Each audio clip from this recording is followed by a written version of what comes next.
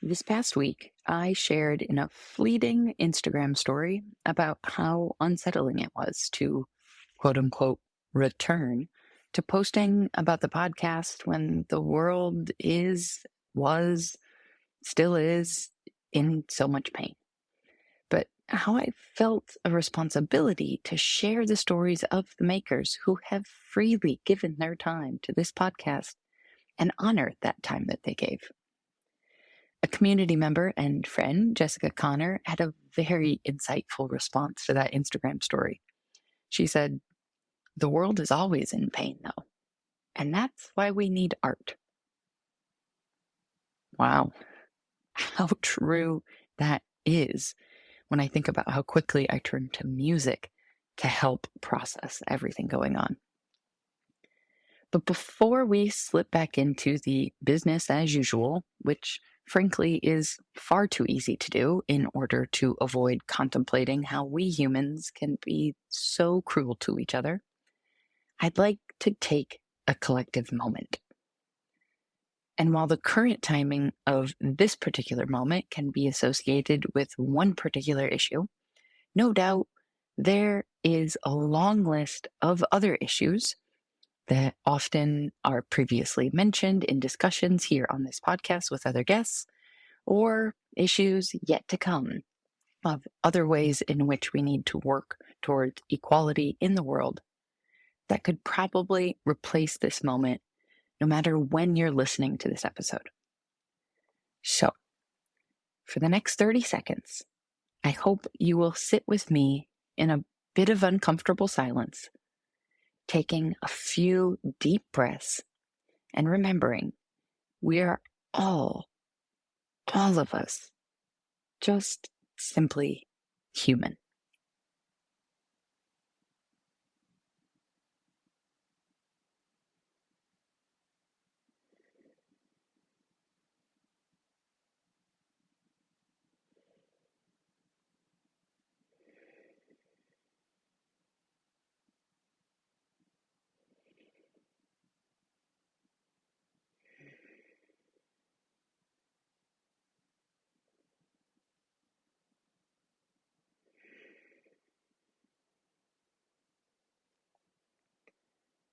Okay, now there's no easy segue here, so welcome back to the Maker's Playbook, the show where we talk all about what it's really like as humans to figure out how to make a living from the things we make amidst this crazy world. Even though Maya and I both had a lot on our minds amidst chatting, what with everything happening, you also might know, if you've already followed Maya on Instagram, she is naturally a very funny person. And in this chat, you're going to hear my unfiltered shock at how little I actually know about her personal life, which is just proof that you do not have to overshare on the internet in order to use social media for strategic business growth. You're also going to hear how Maya has pivoted her audience over the years through drastically different styles of making, and equally exciting for me, how she changes her business model throughout the year based on the seasons of her personal life and the needs of that life. Can I get a hallelujah? We're getting into all of that right after a quick word from our sponsor. Hi, I'm Cammie, the purchasing manager at Amico, providing you with everything you need for clay. This episode is brought to you by Amico Brent. Find your favorite Amico glaze or Brent equipment at your local distributor. Happy glazing!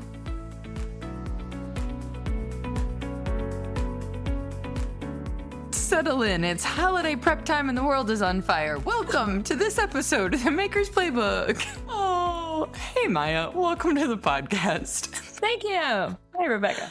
Before we get carried away in our sarcastic mental processing of holiday season time, will you introduce yourself for everybody listening? I'd say in the context of the podcast, but you do you. Do what you want. Well, I'm Maya Rumsey. My Instagram and internet presence is Melissa Maya Pottery, but I go by Maya. I respond to Melissa, though, so that's who I am. I actually was wondering this today where I was like, ooh, is this a way to know whether or not someone actually knows you, because you get a message from someone? The whole reason why I do it's like a big ploy. No, I mean I go by Maya but my first name is Melissa, so that's just how I created my thing because my family calls me Melissa, and so it made sense to me to call it Melissa My Pottery. And then it got bigger, and like I didn't realize how complicated that would be, when you're just like creating it, you're like, well, fine. And I'm like, well, yeah, that kind of makes it confusing, but also whatever. I think it's a great filter. It's like, It is like, do you just follow me or do you actually know me or whatever? like, have we had a conversation ever? Where are we at on this scale? Although it takes like an extra 2 seconds to then read your bio. And so then you're like, did you put any effort into this communication or did you not? True. It is a good way to weed out because, once you have a certain amount of internet presence, you get a ton of solicitation from people. So I do appreciate when people, have read my bio or like even just that first line in my bio. Just real basic. I am realizing now that I have started to be called Kara because our business name is Kara Terra, which is our last name, or Kara, whatever. Pronunciation is hard. And it's funny because I'm like, oh, okay. So that didn't click. I mean, I think a lot of people get that from everything. I mean, I've heard everything from like Sean with Forest Ceramic Company. He always gets called Forest, but that's a name at least. But like other people, I feel like I even do it. Like Samira, she used to be called Seedling Clayworks on Instagram. And she's one of my favorites. She's wonderful. But even in my head, sometimes it'd be like, Seedling. I mean, her name's not Seedling, obviously. I mean, yes. Yes. I had this, and this is recorded. I can look up the episode number. People can find it. When I had Kim from Chaos Creates on the podcast, I was like, I literally stopped myself because I was like, your first name is not Chaos, but you spell it with a K. And so it's interesting. And so it's locked into my brain. Also, like in 20 years, that will be like thrown out the window. All the kids' names now, like Chaos would be like a totally normal name. Right? Dayton North. It'll be fine. Yeah. Okay, we've gone down a totally separate rabbit hole now. I love it. Before we get ahead of ourselves, before we get into, what most people know you now, and you do have a fairly significant presence on the interwebs, and I'm sure plenty of people have questions about these things. Before we get into all of that, kind of walk us back a little bit to how long you've been doing ceramics, what kind of got you to this point, in however much detail you like.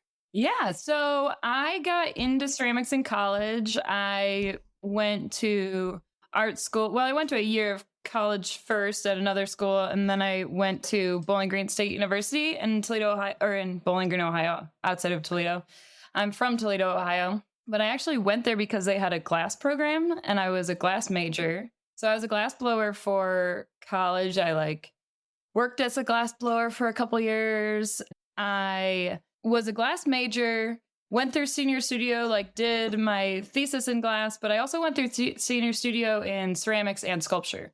During college, I kind of got pulled more and more into the ceramic world, but my main thing was glass at the time. But by the time I was graduated, I knew if I was going to do something, it would be ceramics, just because that became more and more what I wanted to do. I love clay, being able to squish it. You can't touch glass, hot glass. That's mostly what I was doing, was blowing glass. And you can't squish it. It's just so much more fragile. I really wanted to make utilitarian things. It's a lot easier to do in ceramics. And also the cost barrier. When you're in college, you're just doing it there. But outside of college, glass blowing is so expensive and hard to do. And you always need a partner to do it with. And I like working by myself. I want to just be in a little hole by myself, making my things. And it's really hard to do that with glass unless you're doing kiln fusing or things like that. So yeah, that's how I got more and more into clay and loved it. Where my brain goes immediately is I'm realizing glass is one of those few mediums that feels like your success rate is just as problematic, if not more, I'm assuming, than ceramics. Oh, because yeah, exactly. To where, do you feel let me back up a little bit here. I'm stumbling around my words. when I got into photography and everybody was talking about how hard it was to be in business and blah, blah, blah, blah, blah, I had this, background experience as a musician who was like, this isn't that hard. As long as I hustle, I can get jobs. Mm-hmm. Whereas before, I was sitting in a practice room, whittling away on reeds, literally waiting for someone to pass away in order to audition for a job, not even get the job. There's not a lot of mobility in orchestra. Yeah. So that really, for me at least, helped my mental state of like, it is possible. Yeah, it's hard work, but it's way sort of quote unquote easier to break into something than where I was previously. And I wonder if that's been the same. Yeah. I mean, similar with compared to glass, like I think that in that way, and it's just a lot more opportunities to get involved in things. There's just glass is very few and far between of like studios and people to do it with and things like that. And it's a lot easier to find tools and equipment and everything like that for ceramics, especially like starting out where you can find like used equipment and stuff. Things like that are a lot easier in the clay world. It's just bigger space. Totally. I mean, even if it's as arduous as transporting bone dry ware to a kiln somewhere else because you don't have a kiln at home, like it's not like you could transport glass right out of the fire. Yeah. Which I did for a while. I mean, I definitely was transporting bone dry stuff for a while. Oh man, I belonged to a guild when I lived in Denver and did a lot of that. At least I had a place to go take it to. I feel like it's a rite of passage. There's these stages of like, okay, yep, you've done that. Or, oh, yep, you had a whole box of work break. Or, like these varying stages of like, you've moved into your sophomore year now of being a ceramicist. Yeah. I spent my years wedging clay on the floor of my garage. We still dream of the pug mill. We just moved a literal ton of clay that got delivered from the back, like the cement slab in our backyard, up 8. So I counted as we were doing this, up 8 flights of stairs, down 12, not flights. Oh my God, hold on. Back up 8 stairs. You live in New York City. I would not have survived. Let's be honest. Francesca moved more clay than I did. Not 8 flights, 8 stairs. It was up 8 stairs outside and then down 12 stairs, which is like a flight into the basement. So like making a little triangle with these 50 fine boxes. Just that's a lot of clay. But so what do you feel like then as you were coming out of school, you knew ceramics was your thing, both pragmatically and also you were just more interested in it and like you just dove straight in? Or I knew that I wanted to do it, but I also took time off. I took a couple years off. When I got out of school, I knew like if I was going to do something, I would do ceramics, but I also was so burnt out on art at that time. I was like one of those art students that was like eating and sleeping in the art department, and it was just intense like all the time. And I think that just made me totally burnt out. By the time I was done, I was like, I am gonna go do something else. I wanted to do yoga, and I went on these long meditation retreats and did that and like got more interested in that world and really delved into the spiritual side of things. Then that was in Massachusetts where I did these meditation retreats. I went to New York City and I lived there for a year because I just needed to scratch that itch for sure. And I did whatever you do in New York City when you're young. And I worked at a metaphysical bookstore and I love this. I love this. Then went to upstate New York. From there, I met some people there that worked at this place, the Omega Institute in Rhinebeck, New York, which is like, I call it hippie camp for adults in the woods because it's like yoga and meditation and art and creative writing and cooking and holistic living, all this kind of stuff. And I went there to work there for their season, which is like April to October, November. And I met Mitch, who's now my husband, there. And we like lived in Costa Rica after that for a while and became a yoga instructor. And I was doing all of that. I just needed to like shake it all off and not think about art. I was just making things, writing, and just generally screwing around. Living. Whatever. Yeah. Just kind of traveling and doing other stuff.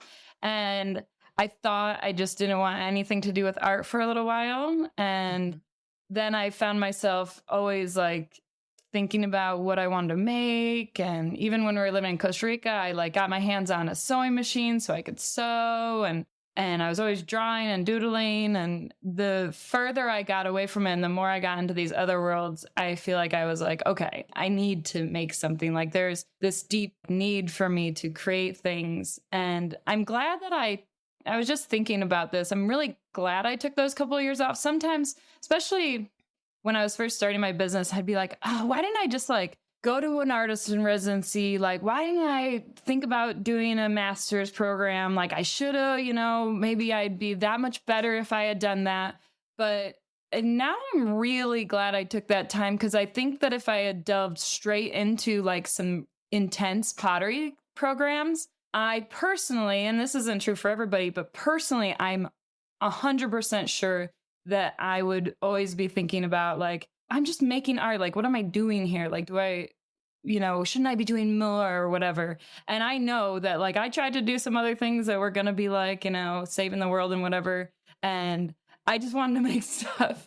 And so I was like, I know now that like, this is what I want to be doing, instead of like, if I had just plowed ahead and done it. Yeah. And It's that what if question that definitely has driven me as well, of like the what if and why not are the two. Like I don't ever want to have to sit there and wonder, well, what if I had, and I feel like I kind of know the things in my own like family history and stuff that has driven me to like never sleep on that question in a certain way. Like as soon as I start to get that question in my head, it's kind of like, okay, well, now I gotta go, right? And I think I love that you mentioned, even though there were times where you thought, oh, I'd be so much farther along when, had I just gone to grad school, done whatever, like I felt that exact same way coming back so I just took like a year after undergrad and lived in England for a year and worked with at-risk 8 to 12-year-olds. Shout out to Kids Cabin. Woo woo. And also, if anybody's thinking England, I was in Newcastle. I was in the north. So just FYI, that's a lot different than the accent is a whole different thing. But anyway, I came back and I saw people that felt like, oh, they were so much further along because of that year difference or the couple years difference. But then I realized like I had such a different perspective on what was important, on how I wanted to run a business, on, everything that I wanted to do in a certain way. And some of that got lost and now we're coming back around to it. But, it gives you like, I don't know, my assumption is like what you're creating now, you wouldn't have the voice that you have now had you not spent that time. And I think that at least for me, could get really in my head when I was in college about like the perception of my work, not just what I wanted to make, but like what the, academic world would think of it. And I don't think about that at all now, like that's like doesn't even, I think about like the perception of like, is somebody going to buy this or not? Because it is my business. But like, that's kind of important, at least to have a certain amount of my work be sellable. But like, I'm not as... But that right there is like totally contrary to what we're taught academically, right? Exactly. It's not about selling. It's just about like the galleries or, what it means in the academic world or whatever. And that it can be quite a mindfuck. Like it just is like so hard to break out of. And it's not that I don't ever think about that, but like, it's not a driving force at all for me. And I think I wouldn't be just sort of making what feels good to me as much as I am now if I had gone in that direction, or it would have been maybe a different path to get there. The $1 million question now, of course, is would you be making more or less butts? Yeah, I don't know. That's a really good question. In theory, there would be a lot of art. So it would be like mostly butts. So many butts. For anybody who doesn't know what we're talking about, we'll put the link to Maya's reel. Yes. Depending on when you're listening to this, it might be deep in your feed at that point. Yeah. I cackled so hard at that. It was just like a whim of a thing that, a lot of my posts that I make are just like what I'm thinking or whatever. Like I don't have a big strategy, but man, that took off. And now everybody brings it up and I love it. I think it's if that's what I'm known for the rest of my life, I'm a happy woman. I'm fine with that. On your tombstone there were butts. There were butts. She made many butts, and they were nice. Oh my gosh. Nice. I love it so much. Well, you mentioned the business. So let's kind of from the where you were to where we are now. I actually don't remember geographically. Where are you in, Mitch? We live in Coeur d'Alene, Idaho, which is like way up in the Panhandle, pretty close to Spokane, Washington. This is what I love about Clay is I feel like people don't, this is my perception coming out of the event world where it like you had to be where people like you had to see and be seen and network and like stay in the circle. Whereas I feel like with Clay, you can go wherever you want. And yet I have totally interrupted you explaining where you are now, but I'm also fascinated to know, like, because I feel like you are also very connected. Way the hell up in the Panhandle of Idaho and still doing it. Well, and people are still so connected with each other in some ways. I mean, obviously the internet, but do you feel like, I don't know what my specific question is here. I'm trying to distill down that mystique to me of like being able to live remotely, being able to do what you want, but also still run a viable business with that. I mean, is that completely contingent on online? There's some places where you would have like a better Clay community. Like there is some here for sure, which is awesome. And there's like a Clay store over in Spokane, which is only like half an hour away. And I have there's a nonprofit art center here that I help out with a lot, that they have a Clay program. And there are a couple Clay programs here actually. And actually we're only like 3 hours away from the Archie Bray, which is pretty cool. But yeah, it's amazing. Like, so I started my business when we lived in Denver. We went to Denver after Costa Rica, and I started my business there and grew it there as more of a production potter thing. Like, it was definitely like a lot simpler work while I was growing it. And it was so great though. When we moved from there, we lived there for like 7 years, and then my business didn't change at all. Besides the fact that like I had a really nice store to go to there, I guess, and I like changed my clay because I would get Laguna clay there. And now I'm getting, clay from more of the West Coast, like Seattle area and stuff, Portland. But besides having to change some of my clay up, and I probably could have made it happen, but I didn't want to buy a giant pallet of clay. I wanted to get stuff that was a little easier to get. And so besides that, though, it's amazing how little moving affected my business. It's like amazing. The internet is so cool. I like, ship things all over the world, all of that. So amazing. So I was just going to ask, when you started, then you straight from the get-go started focusing online, or like that happened accidentally, or? Yeah, it was 2013. I have to go back and look. 2012 or 2013 when I officially opened my business. We moved to Denver in 2010. And it took me like a year. I was teaching yoga full time at the time and some meditation. And then I found the Arvada Ceramics Arts Guild. I think I started there in like 2011.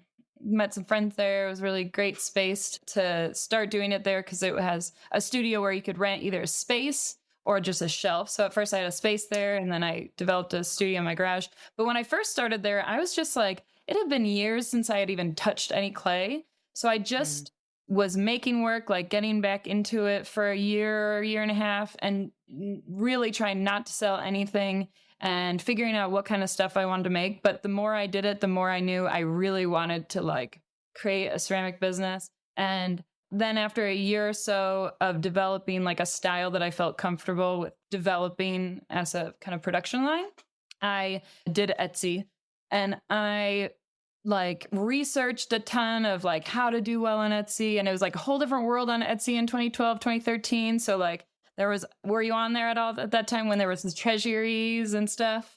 I wasn't really at that point. That was like I started the photography business in 2010. So I didn't get back into clay until like 2017. Okay. Maybe. Yeah. By then it was starting to change already. Yes.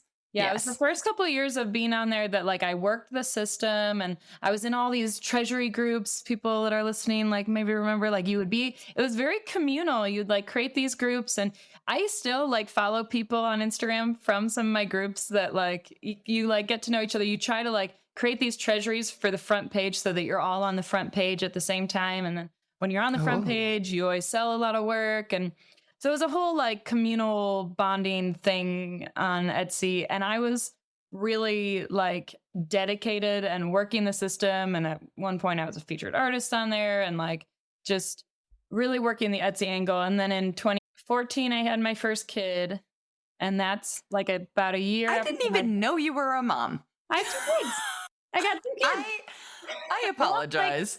I don't like do a lot of Right. my kids in my stuff, but they're 9 and 7. Yeah. I also, like, you being old enough to have a 9-year-old doesn't wrap around my brain. I mean, I realize I am also old enough to have a 9-year-old, but I just don't have one. I know. And it's still just strange to me because I'm like, but college was like yesterday, right? Oh, right. I know. I graduated in 2008. That was Yep. recent.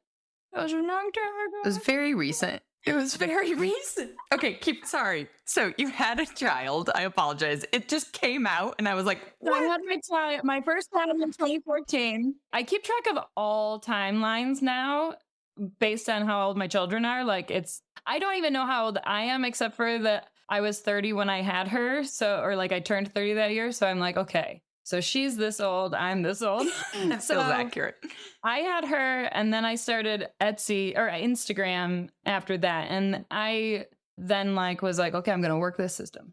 Actually, and Etsy is funny. So I was talking about Instagram. I started Instagram in 2014 and, worked on growing that. But when I first started on Etsy, I didn't have kids yet. I was like, just really like always Googling like how to do well on Etsy, how to sell on Etsy. I really wanted to make it into my thing. And I mean, I left Etsy a year and a half ago. I stayed on for a lot longer than a lot of people because I just appreciated it so much.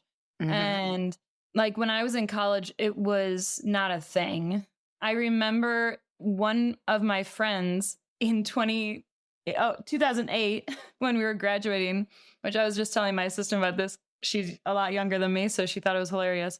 It's like, yeah, when I was graduating, I had a friend be like, I think I'm going to try selling my work on the internet. I was like, everybody was like, what do you mean? And he's like, yeah, I've heard of this thing. It's called Etsy. It's like, we're all like, what? So you just like sell art on the internet to like who? But they can't touch it. How would you do No. that? And I was just like, oh, that's weird. Is it like a market? Like what? And it was like so funny. But it lodged in the back of my head. Like there's a thing called Etsy. And it was not super popular yet. Mhm. And so when I got on it, I feel like it was still kind of like becoming what it is. And yeah, I just think that's wild that like when I was in college, it's probably part of why I didn't want to do art for a while because I didn't want to just get into gallery world and I didn't want to be a teacher. Those were basically the only two options we were presented with. Yeah, and nobody talked about art markets and stuff like that and craft shows. I don't remember ever being told that that was a way to sell your work. And that was basically it. And I knew I didn't want to go straight into the gallery world because I wanted, I mean, and then because I think I didn't even really have the awareness enough to be able to say it, but like I wanted to make like utilitarian work. I wanted to make mugs and bowls and things like that. I didn't feel like I wanted to make like gallery pieces at that time. Right. Art, and I always say art with a capital A. Like I sit up straighter when I say art with butts, clearly. I think that's just going to be the title of the episode. I should just make it called With Butts. I wasn't making butts yet. I mean, that was the thing. I hadn't discovered it. I hadn't figured it Right? out.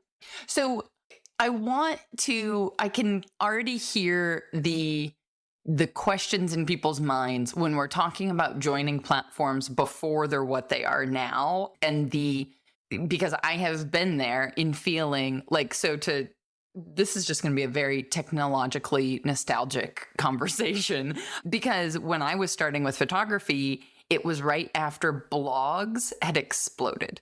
Right. And so it was like the path to growing your business was through blogging. And friends of mine who had now dear friends of mine who literally had started their business like 2 years before mine had grown. I thought they were like 10 years older than me. I thought they were so much more mature in business than I was because they happened to have started a blog at the right time before there were a ton of them.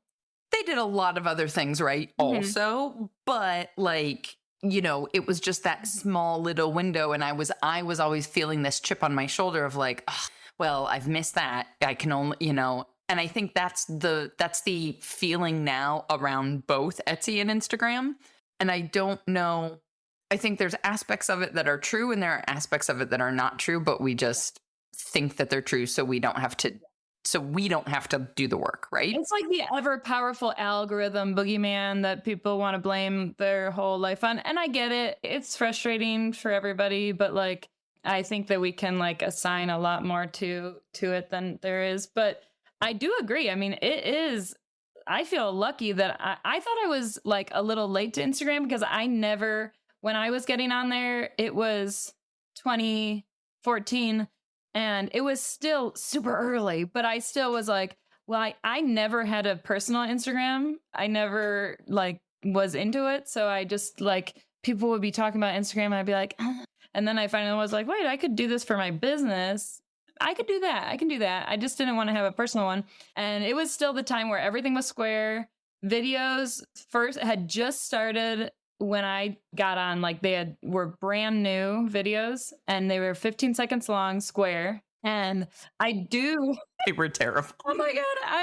I will send you, every once in a while I'll post it because I just think it's so funny. My first video is like so bad. It's sped up and it's like trimming, but it's like at a weird angle. And I was going to say there's either a really hard vignette around the edges or it's tilted. A weird vignette, or like I did a lot of like, I don't know if I used a filter, but I'd like darken it and brighten it in weird ways. Like they were just like, I had a look, and it's like, but I got onto doing videos very quickly after signing up for Instagram. And at that time, a lot of people were very resistant to making videos. So I feel like I was like, I can make a video. It's not going to be good, but I'll make one.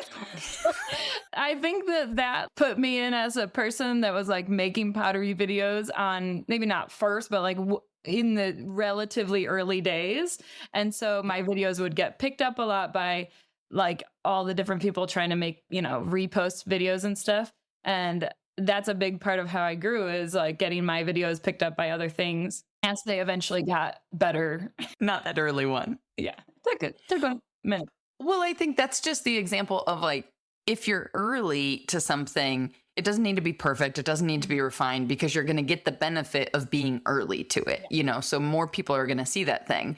And you get a couple different benefits. More people are seeing it. You get the early bump or whatever, but also you have more time to screw around and like get better and develop better. Whereas I think that's why I like showing my first pictures and my first videos, because they were bad. They were bad for a while. They were bad for like a good year. And then my videos started getting better and getting picked up by people. And I was like one of the people that had that time to like be bad for a little bit. And then things were going. But like people want to get on there and off the gate have like really great content, like know their voice and know their direction that they're going on and all this stuff. It's like, you got to screw around for a little while first. Yep. And this was the point I made recently, or attempted to make recently, in a post about like, there are so many benefits to not going viral, right? Everybody wants to have a post that so many people see and grow so exponentially. And I'm like, if I mess something up, I'd rather have 15 people see it than 15,000 people see it, like, so I think the same concept can still hold true, even though Instagram's not new anymore. When you are new to it, you can still have that time to screw around and make quote unquote bad content and figure it out. And then naturally, as things improve, then your, whatever we're calling success, quote unquote, on Instagram, your visibility, your engagement, your content. All of these are like trigger words for makers. I know. There's no good way to put it. We understand. Right. Well, so what I'm fascinated to also think about you doing production and the style you have now, which for anybody who hasn't seen it yet is lots of surface decoration, lots of illustration that I would never put in the realm of production work. And I'm wondering, like, did you stay on Etsy with still making, did you have two separate kind of lines of space of work and things like that? Because there's, selling on your own is so much different than selling on Etsy. No, I never had a different Etsy account to I always, even when I switched to doing more like one-of-a-kind pieces that were more expensive and more ornate, I still was on Etsy for a while, just mostly because like I said, I had some brand loyalty and I am very stubborn to learn new technology.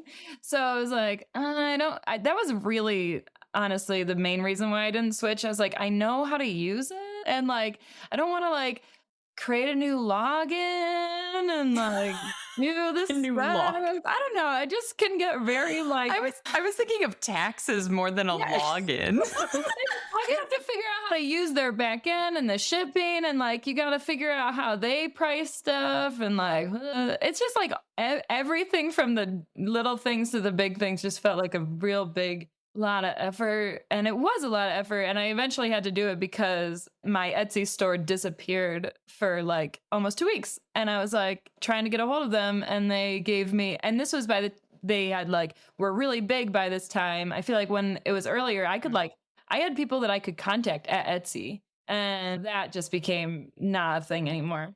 And so I was like, well, I have a big problem and nobody is helping me. And so that's when I switched. But I more just like, grew my audience. And when I was first starting out, I was doing the production work. I was doing the really simple work. It was like white clay with black lines. It was relatively simple and a lot of like made to order work. Almost all of my stuff when I first started Etsy was made to order. And then because I didn't feel like I was at a place either in my skill or in my reach. Nobody wanted a $120 mug from me. Like I was talking about in Denver, I spent a year figuring out what I wanted to make. I was drawing my little birds on things, on branches and stuff. And then I would go to sell them and be like, this is a $30 mug that I put way too much time into. But nobody wants to buy anything more than $30 from me right now. And I wanted to sell them. So I was pricing them that low. And I was like, this is not a business. That is not how you run a business. You don't put $120 worth of work into something, then you go sell for $30. So that's why I was making that simpler work, because I knew my skill wasn't there yet. My audience wasn't there. I had no audience. So I needed to build both of those things. And then eventually I got there and was like, found one of my old bird pieces at a friend's house in Sika and was like, light bulb, I want to do this. And then I like posted it online and people were like, we want your bird mugs, and made a couple and it took off. But I think I couldn't have done that if I didn't already have the skill and the audience there. I agree 100% with if you didn't already have the skill. I am fascinated how you were able to transition an audience. Yeah. Because that was definitely a struggle for me as my skills improved. Therefore, my rate went up, and it was like I was moving I had built a following. I had built an audience within one group, and then was like, oh, BT dubs, I'm going to be over here now. Yeah. And they were like, well, that's not going to work. And so then I was kind of recreating an audience every time I would leap to that next price bracket. And I think there is some of that. There's like the growing pains. Well, for a while, I feel like it was a sort of a transition where I was still making that work and starting to put some of these in. And I was noticing that those were selling better. And so it was like people were wanting to see that from me. And then I still, to this day, I still get people asking me if I can make them another, like one of those word mugs that I used to do these word mugs where it was like scripty stuff on it. And I sold so many of those. It was great for growing my business, but I don't make them anymore because I don't even use that clay. So it's like, I've tried making them in my new stuff, but it just doesn't have the same look. It just doesn't work. So I just say no. And I get those requests. It used to be like once a week. It like slowed down, Now it's like once every couple months. But I think with the transitioning the audience, it was like that slow, gradual thing. And even with what I'm doing now with making more sculptural work, when I first started posting videos of my more sculptural work, they were not as engaged with because the algorithms kind of like show people what they know your audience is going to like, because it's an individual algorithm. Like they know, okay, your audience likes these things, so they show it more. And I was just like, screw it. I mean, this got like a fraction of the views, but I don't really care because I want to be making it. And the more that I show it, the more it's engaged with. But also, I think it's my audience is amazing. And like, I'm not going to lie, I don't know if it is true for everybody, because I think that it's partially like intentional on my part, but partially just the people I attract. I feel so lucky. They love seeing me make new stuff, which I think I've always like tried to show that I'm always like thinking about new ideas and trying out new things, especially after I transitioned. But even before I transitioned from that more production work, I'd always like throw in new ideas and stuff. And more so I do that now because I want people to be understanding that there's always going to be new work, and I want to be making new things. But I find that, at least for my audience, they're not just trying to see me make the same thing over and over again. I've heard that from a lot of people, and I'm like, I don't know, that's not what I get here. Like, I never get that really, like, and I don't know if it's just the people that follow me are the best. I do find I have this like wonderful little corner of the internet that I go on to, and I'm like, you guys are just the nicest, best people, and they're like excited to see me make new things, and people are always saying that, and I appreciate it so much.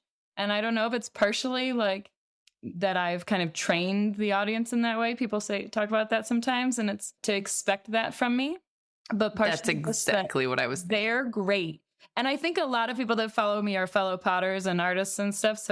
And I've heard feedback from a lot of people that follow me that say, you inspire me to not just make the same things over and over again, that like I can try new things and I can go outside of my comfort zone and make something, even if I make it just one time. Because sometimes I'll post that like, this is a thing I made. I don't know if I'm ever going to make that again. That was hard, but I did that. I think, as is true with everything, I mean, when people ask business questions like this, I think a lot of people are always looking for that like sure answer of the one thing. If you do this, then it will succeed. Mm-hmm. And I think it's a combination of both. I think you've definitely, because also what I'm hearing at least is when you made a huge transition from production wear to more one-off pieces, you didn't do that overnight. You didn't surprise people with it. You didn't all of a sudden say, okay, sorry, after this month, never making this again. You know, it was this gradual shift to where maybe you didn't personally then recognize how much the audience might have shifted in that time also, is part of my assumption and guess. And then also the same being true that, you know, the way we talk about our work, the way that we share it, the way that we brand, whatever, like I'm trying to not use the word content. the way we put it out there will attract a certain type of person, right? Like the aesthetic of the work attracts a certain type of person, but also the way you present it to people on the internet. And it sounds to me like you've done a really great job of not making it a transactional thing, because I think of when people are expecting that same item, they're looking for the item. They're not looking at the person, the maker, the creator. And I think I've been always very intentional with that. I think that it's one of the best things about social media is that you get a chance to show yourself and not just your work. Because I can show my work in a gallery, I can show my work in a store or whatever, but people get to know me and they get to see a little slice of my creative process and my life and everything. And I get to see a little bit of that with other people too. And I love that. And then I want their work even more because I feel like I've seen a little bit more of them. I think that that's great. And I gravitate more towards those people that show it's not just like a storefront on their Instagram. Like it's a little more like showing the behind the scenes and how they're making things. And so, I mean, that's always been very intentional. When I was first starting videos way back when, it was all like a lot more tutorial kind of esque things because I like that, like pulling back the curtain a little bit. Yep. Which, like, for people who are now freaking out about, like, I don't want to show my face or I don't want to show certain aspects of my life, I think you're a prime example because I literally had no idea you had children. Yeah, you can show what you want to show. You don't literally have to show everything. Right. Like, you're still giving, and you can do that even if somebody says, okay, I don't want to show my face. You can still do that. You can show you can show processes, you can show behind the scenes, you can even connect with people in a caption in a way that you or I might do on video. Allison, oh my gosh, I'm forgetting her last name. She makes the ghost mugs and things like that. She has a little dog, Oscar. Allison, you know who she is. For the longest time, I had no idea what her voice sounded like because she would have all those videos where she's just like, you know, and like she clearly just doesn't want to talk in them or whatever. But it's like, oh, she has a voice. Like the first time I heard it, of course she has a voice. That's like the reverse of me. Yeah. Like everybody knows my voice and they go, oh, that's your face. How much shades? Look at that.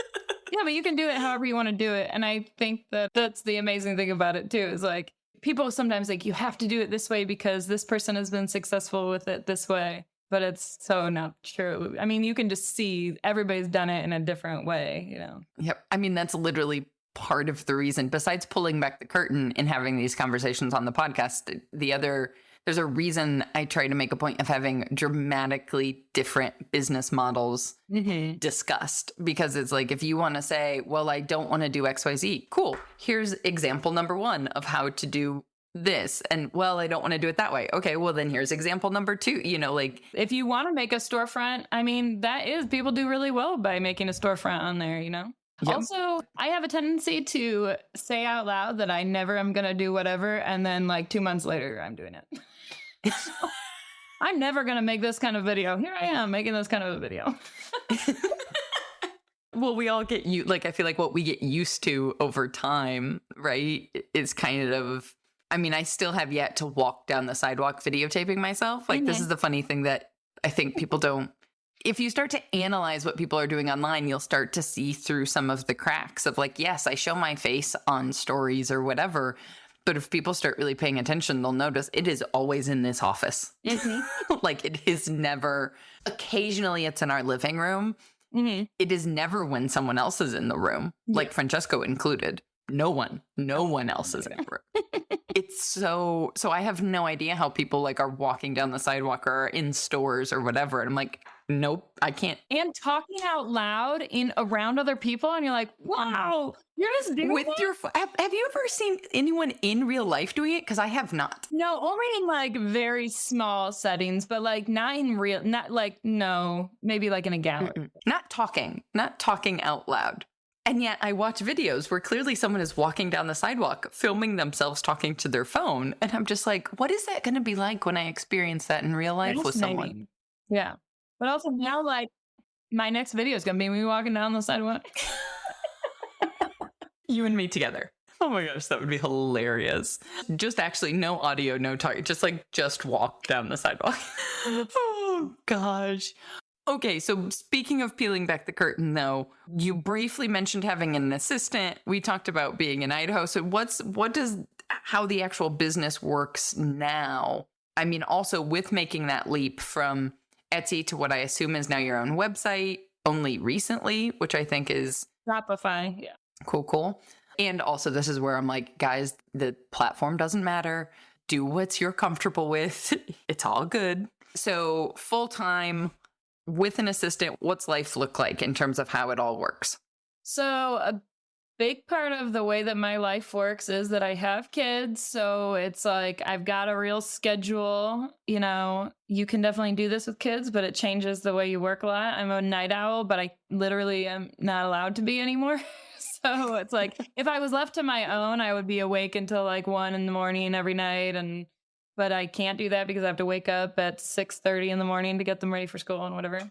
And so, yeah, I like wake up and get the kids ready for school and get them off to school. And then I work while they're at school. And then they come home and do mom stuff and whatever. And so I have an assistant that comes in and helps me 1 day a week. And even I'm flexible with that. I just got a new assistant, and so it seems like her schedule is pretty good to come in once a week. And it's not even for like a whole day. It's like a half day a week. depending on how much work I need that week. But she does a lot of, and actually, this is my first assistant that actually has a pottery background. My other assistants have had other backgrounds. Like I had a photographer and another person that she had some pottery background, but it was actually great having my first assistant as a photographer because she helped me like figure out my setup better of photographing my work and everything. And that's a big part of what they do. So they help me like clean my studio and pug my clay.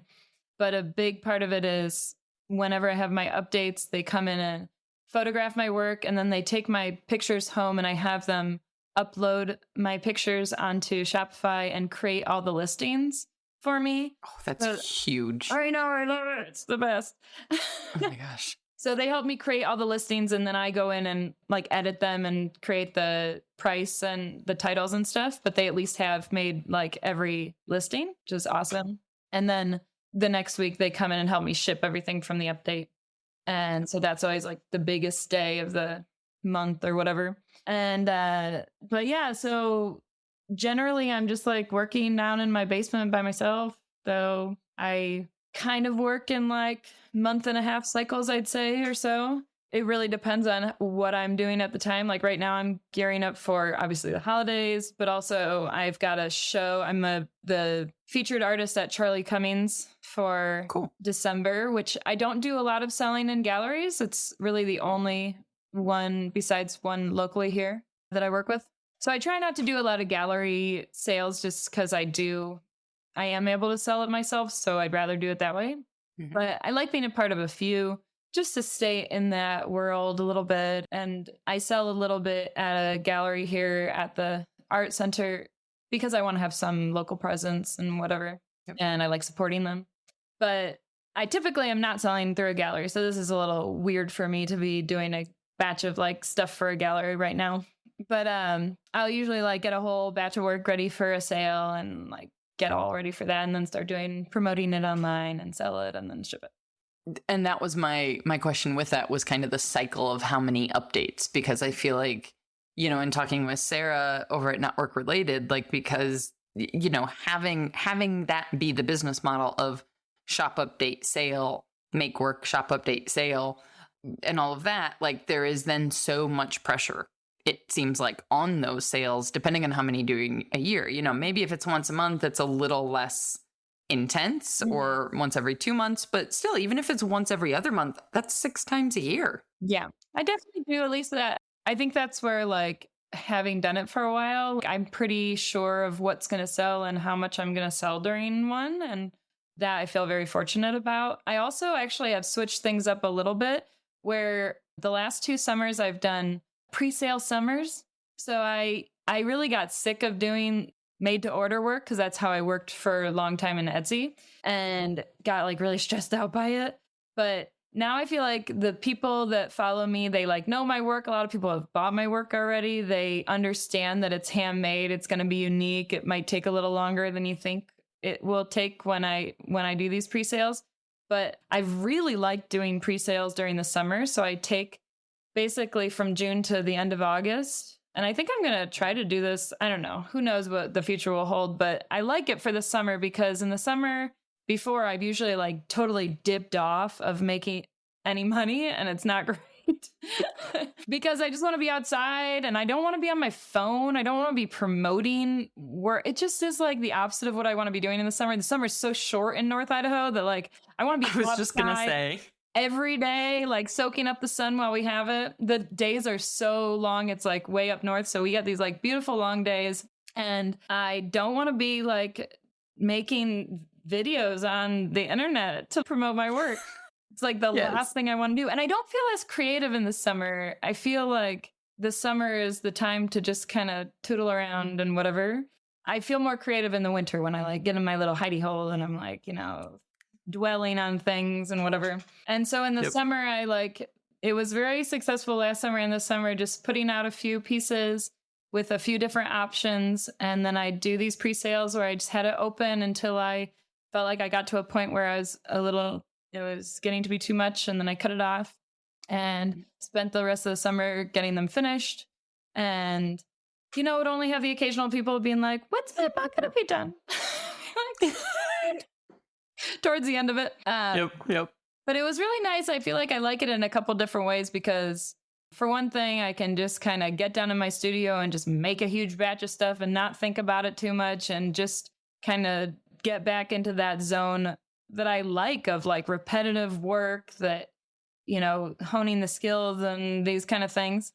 And I also like it because for my audience, sometimes the sales can go really quickly. And so I have a lot of people that get really disappointed in not being able to get work. And especially like older people that aren't as like quick to getting on it. I mean, I make birds on mugs, so I got a lot of older ladies that like my work. I have that like energy, like I love it. I love it. So I'm like, I feel for you that you don't, you're not like quick on getting on to the sales and whatever. So I've gotten so many people that are like, thank you so much for doing this. I've wanted to get one of your pieces, but I can never get it. And so I like that it can be a little bit more slow and easy and whatever. I love the idea of not having a fixed, like, quote unquote business model, right? Like, because we get so caught up in like, okay, how is this going to work? How am I going to, am I going to do shop updates? Am I going to have something always available? Am I going to do my own website, Etsy, And all that we have talked about is literally like, it can be a mixture of things, that and change up until, and you can change. Yes. I mean, that's the thing, like people get used to my shop updates and I've gotten really like consistent with that and then threw this in there and I think that was a good way to mix it up and do it a little differently and for the people buying my work, but also for me, just to kind of like, okay, now I can just like not BS on the, I kind of scale back from making content on Instagram for a while and I need that break for a little while personally. Otherwise, I get to feel like, in that like, now I got to make more stuff and whatever. And so it's nice for me to get that break. It's literally the thing that I talk about a lot, but this is the most tangible example in terms of like deciding what your life wants, what you want your life to look like first, and then figuring out backing into that, what the business looks like. I'm like, oh my gosh, this is genius. Yeah. And I think it can change so much depending on where you're at in your life. I mean, the pre-sale summer thing has started these last 2 years because my kids are now both in regular school, whereas before they were in daycare and that goes all year and all day, which is so nice. And then school like ends at 3. Yeah. Like, but so then this was like my first two summers of having the kids home for the summer. And, first I was like, oh my gosh, how am I going to make my work with these children around? And then at the same time, I'm going like, it's the summer with my children. I want to like be with them. I want to be outside. I want to be playing in the lake with them and have like picnics and stuff. I want to make sure not to like let that go away from me. So, it's like you meet the needs that you have now, not like before, later. Yep. Yeah, absolutely. And as you had said before, and those change with time, like when I hear, we had this conversation when we were in Australia with our lovely friend and mentor, Sandy Lockwood, and she was spending one morning posting on Instagram because she's in this beautiful book and whatnot. And she was talking about what a chore it is to post something on Instagram. It has to take so long. You have to find the right hashtags and all this type of stuff. And I was sitting there going, you have multiple decades of experience and knowledge and skills and networks to where it was like, do you need to? Like, what? Like, and so much. I appreciate wanting to be relevant. I appreciate like, yes, there is a need to like change with the times and whatnot. But like, who cares? Yeah. Like, I need to. I'm trying to like shift careers and start a brand new business. So yeah, that's a different need than, she was then also talking about wanting to kind of like change the way she, scale back a little bit or change the way she spends her time. Or it was kind of like, so hold on a second. These things don't go together. These things are at odds. So how do She's going to have a different internet presence than you or me, or like, I talked to people at Emerge, this art place, like everybody's Instagram should look different because you have different ways that you want it to work for you. You know, I'm gonna look different than somebody who has created like a real, like East Fork pottery. Like they have a product that they're selling, you know, that's gonna look a certain way. And if you're a local center, you want to have a lot of, like, generally I'm not putting words on my pages, you know, in pictures, but they should, because they're trying to promote events, and they should just be putting information in every single post. And, you know, mine can be just a silly post or whatever. And it should look different. And the amount that you post, like somebody like that, like you just need to have some presence on there. So if somebody looks you up on Instagram, they can be like, she's here. Cool. Here she is. Follow Yep. her. Just for fun. Yep. Yep. Well, and actually East Fork is a great example. And in terms of, you know, how they have also shifted between Connie running it and being very personal, relationship driven, to then having her step away and having staff come in, and how does that change how the written word comes across and what the content looks like and all this type of stuff. Yeah. So Everybody's got such a different business thing going on. So it's like, why would it be? And then there are some people that are professors or teachers. So their content is going to look very different because they're not trying to necessarily sell their work to make a living. And it's more to, you know, have their work out there in the world because they want to be showing their work or whatever it is. Yep. I'm super fascinated by it kind of scares me, and I'm also fascinated by it, by like how much it's just the default for so many of us to think I have to do this thing because quote unquote everyone else is doing this thing. And I find that as I ask someone questions and they're like, okay, well, can you help me learn reels or whatever? And then I say, well, what's the goal here? Are you trying to quit your job and be a full-time potter? Are you trying to, and when it kind of comes down, when we get into it, it's like, well, why do you need to do this thing right now? Just because when you Google how to grow a business in 2023, Instagram comes up, but you forget that like the article you're reading was written by a marketer from Instagram. Like, of course they're going to tell you have to do the thing. And you have to do post 3 times a day and da, da, da, da, da. You're like,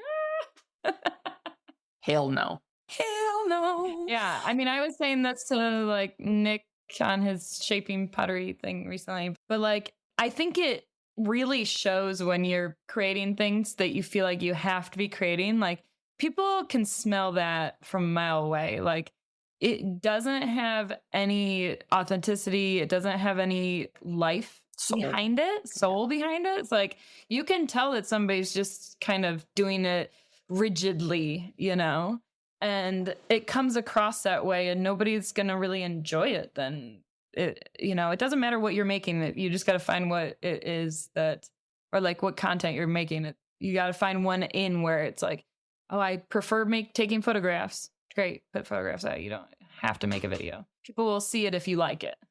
Totally. Because then it's also like a self-fulfilling, or like instead of a virtuous cycle, it's like a unvirtuous cycle. Yeah. I don't know what it's self-fulfilling prophecy. You're posting like, oh, this isn't working, and I'm and you're grumbling about it, and then it's not working, and you're like, oh, yeah.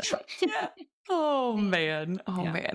Well, I keep saying we don't need to talk about Instagram the whole time, but it's like Instagram and healthcare. That's every conversation I have. Yeah. I mean, it's easy. It's tangible thing to talk about, and it's something people want to know about it. I'm fine with talking about it. And it is like, as much as it's not my work, and I've got my work, obviously, but like, I think that one of the reasons why I've actually been successful on Instagram is that I treat it like a piece of my art. Like, I think of it as it's a tool, yes. It's a communication, yes.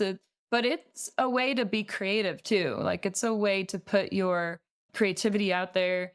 Just the way that you're making videos, the way that you're taking pictures, the way that you're talking, the way you're writing about yourself is a creative outlet in itself. Mm-hmm. And so I think of it as part of my work.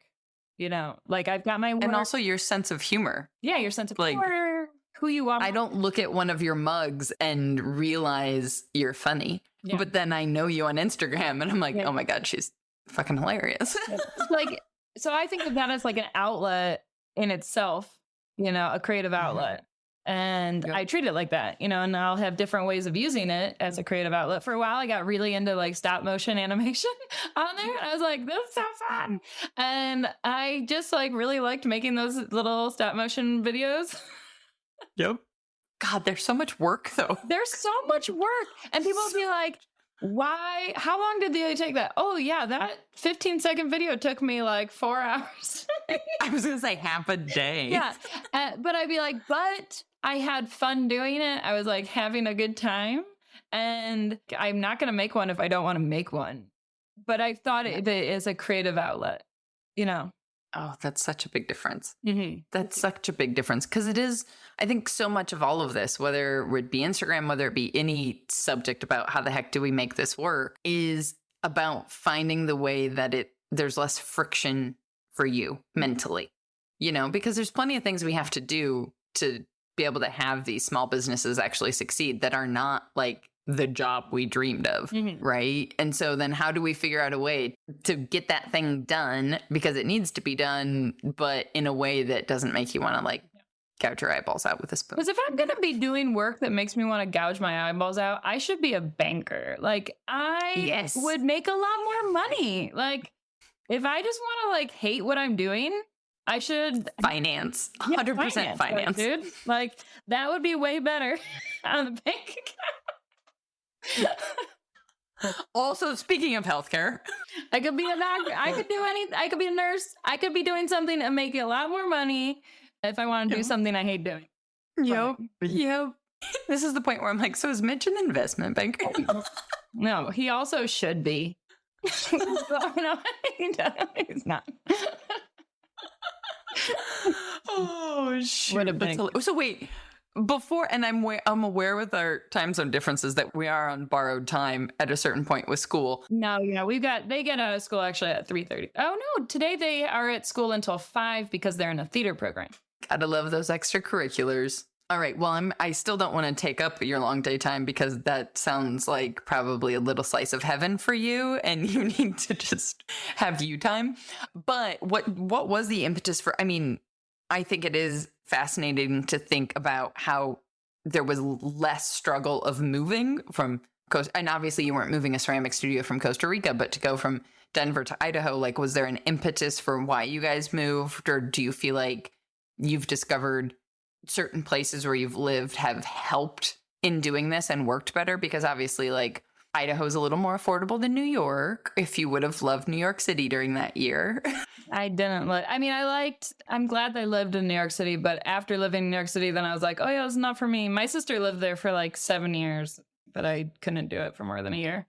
I was even there for a little less than a year, but I grew up in Toledo, knew I didn't want to live there, and then moved around. And I think I always just wanted to be out west. Like there was I wanted to be around mountains. I like had visited and just like was very drawn to the West. My husband's from Idaho though. And we met in upstate New York, and then we went to Costa Rica because I was going to do a yoga teacher training. We just stayed for a year, and, all our stuff was already in storage. So we just, we were young and doing whatever. And then in Denver, when we first got there in 2010, it was like a very livable city. And I thought I wanted to be in a bigger city, and I liked the energy of it and everything. But then it blew up like really quickly and got really expensive. And we had 2 kids there. So like the childcare costs there were insane. It was very difficult to even just have my kids in 1 or 2 days a week of childcare there.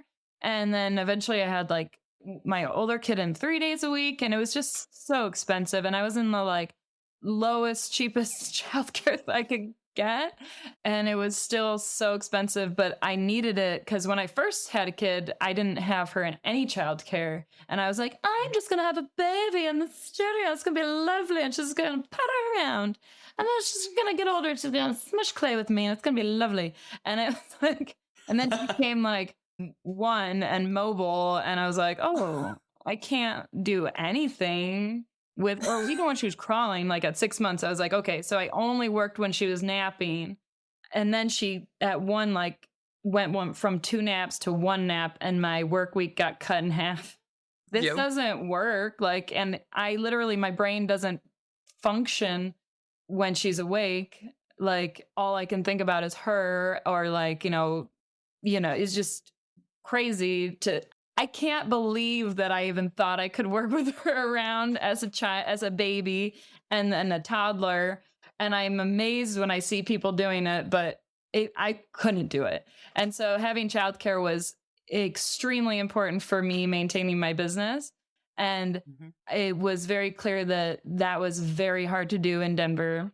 And so like a combination of like the housing prices were just getting crazy. We had bought a house and it exploded. So we were able to sell, and we were like, let's take the money and run. Like, who knows what's going to happen?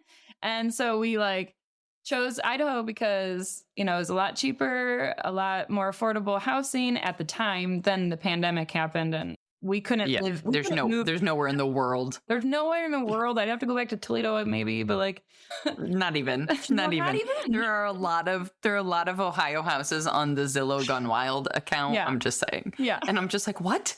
Who's spending $6 million on a house in Ohio? Like, why? It's crazy. If you're No in offense, like Ohio. a desirable, anyway. So Idaho was affordable, and actually, even for a while, things are getting more expensive. But like, especially with little kids, the childcare was like less than half of what it was in Denver, which meant that when we got here, I was able to put my kids into full-time daycare for a very similar price that I was paying to having just a couple days in Denver. Which meant the world to my business. Like, I was able to like get that much more work done and put a lot more energy into it. And that was when I was really able to start growing and treating it like a real job. So that was a huge benefit to moving. And also I was we're kind of in between his family, and my sister is in Portland. So we can drive to both areas. And yeah. Also, I really like being in a smaller town. It's a very small town here in Coeur d'Alene and very different from a lot of places I've lived. But then when you find the people that you jive with here, I feel like people are so welcoming because it's such a small community of like-minded people that people are so excited to like support and help and give each other opportunities and tell people, oh, go over here, do this. I'm going to tell so-and-so about you.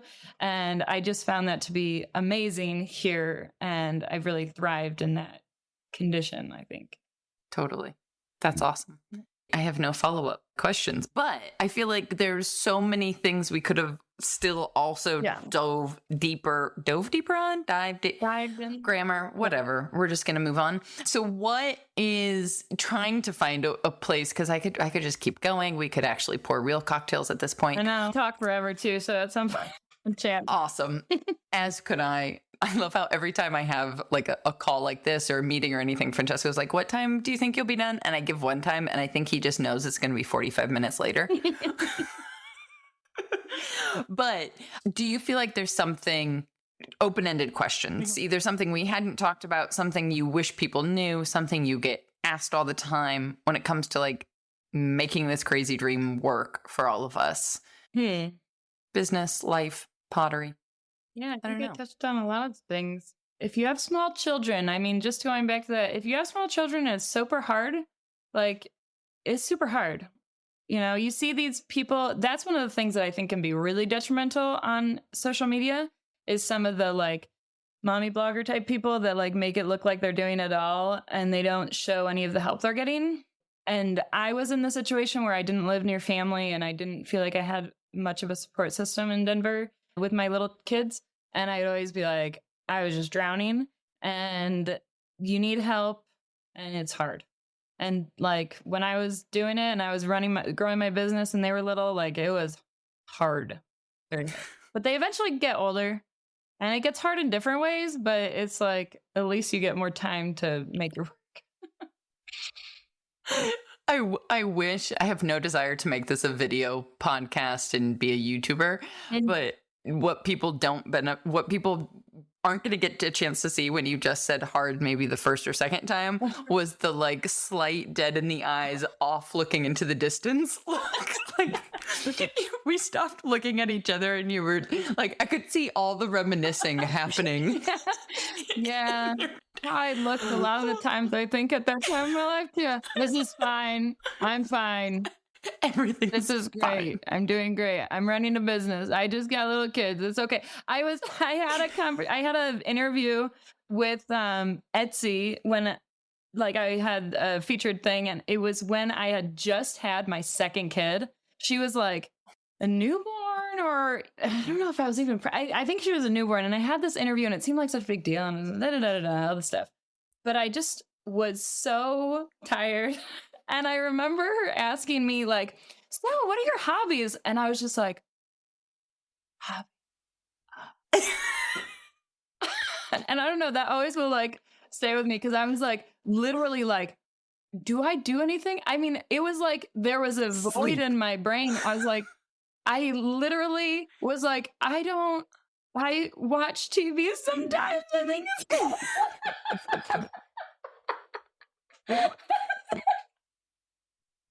I have so many hobbies. Like, as a human, like, this is like, I have so many things that I do. But I remember at the time just being like, crickets. Like, I literally couldn't think of anything at all. And I just think about that a lot when I see people with little kids. Like, it's okay. You have completely lost yourself and it'll come back. You do things. You're still a whole human by yourself. It wasn't even like I thought it was funny. Like, oh, I was like, let me what's this word? I don't understand this word. I even like, I was like, I do stuff. I play the guitar. I have plans. That's amazing. Like, I sounded so crazy. But yeah, that's just little kids. I love it. I love that I was surprised by this completely when we started. It wasn't like, I wasn't like, oh, I want to talk to Maya about how to be a parent and a full-time maker. Yeah, like, nope, that wasn't. It is pretty intentional not putting a lot of stuff about my kids on there. I like don't want to have them on the internet against their will, for one thing. I mean, that's part of it. And I do put them in my stories sometimes because that like disappears. But mostly I made a pretty conscious decision when I first had them that I didn't want to just have it be like Mom Potter page, which, no, that's fine. I know people that kind of do that. And I just knew that wasn't what I wanted to do. And so I was like, well, they just won't be on here. And it is pretty intentional. But I do sometimes like having them in my stories sometimes, so people like know that I got kids over here.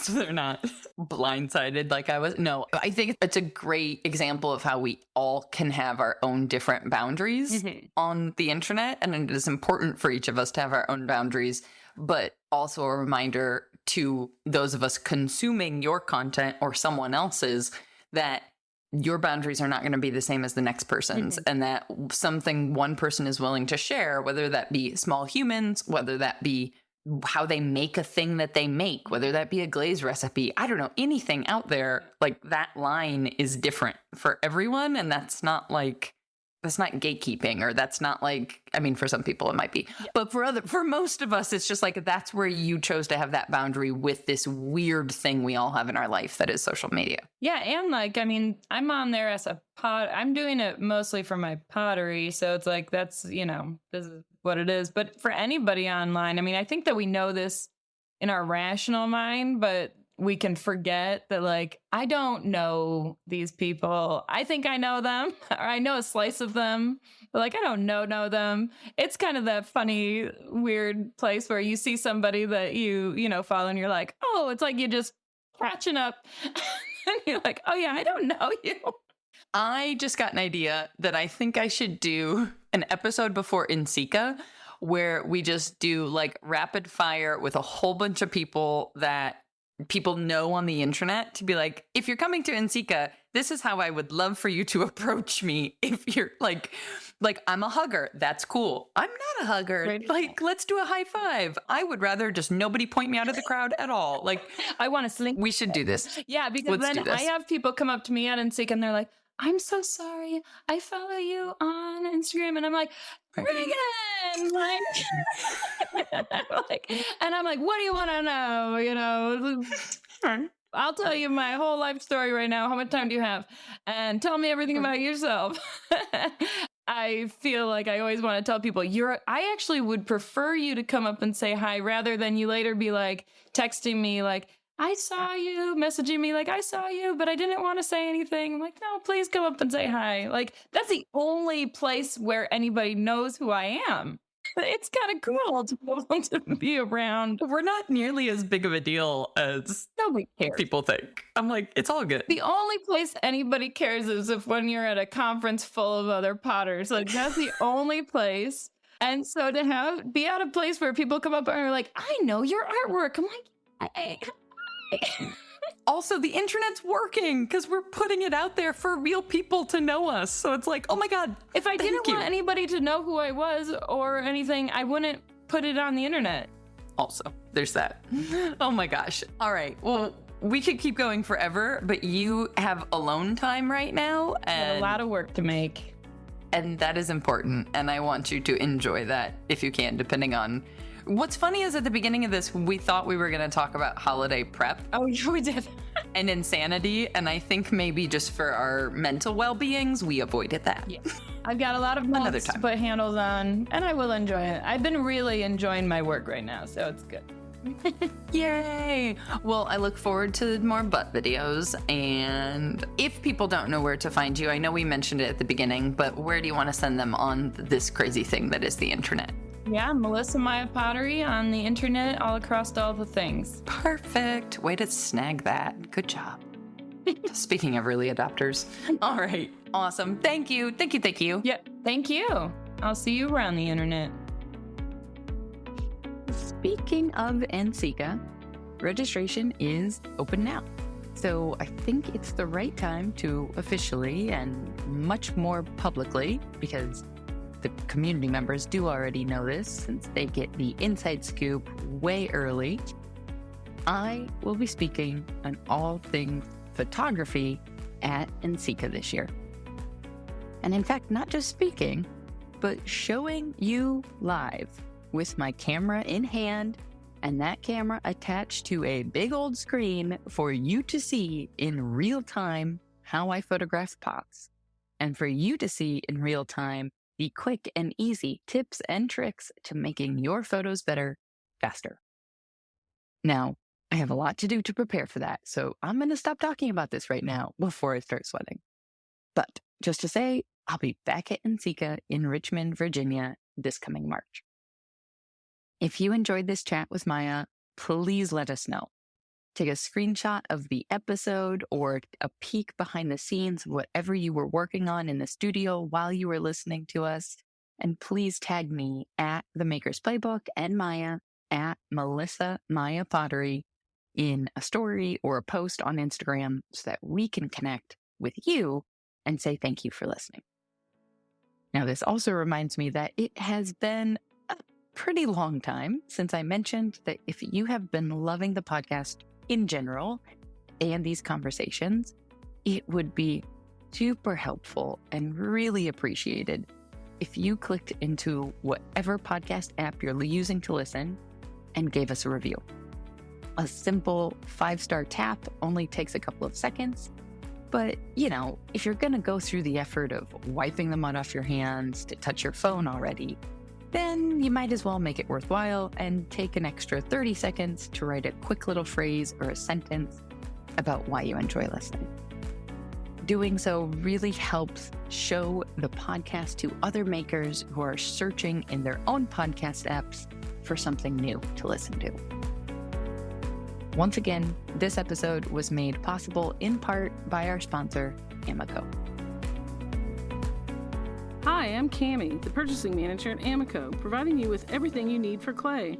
This episode is brought to you by Amico Brent. Find your favorite Amico glaze or Brent equipment at your local distributor. Happy glazing! Audio post-production of this podcast is made possible by help from Christy Kotzfan, with promotional material assistance from Queenie Maliki. The Maker's Playbook podcast is recorded on the original homelands of the Potawatomi, Ho-Chunk, and Menominee people. where the people of Wisconsin's sovereign Anishinaabe, Ho-Chunk, Menominee, Oneida, and Mohican nations remain present. Until next time, my friends, go get back to making your dreams a reality. Because together, we've got this.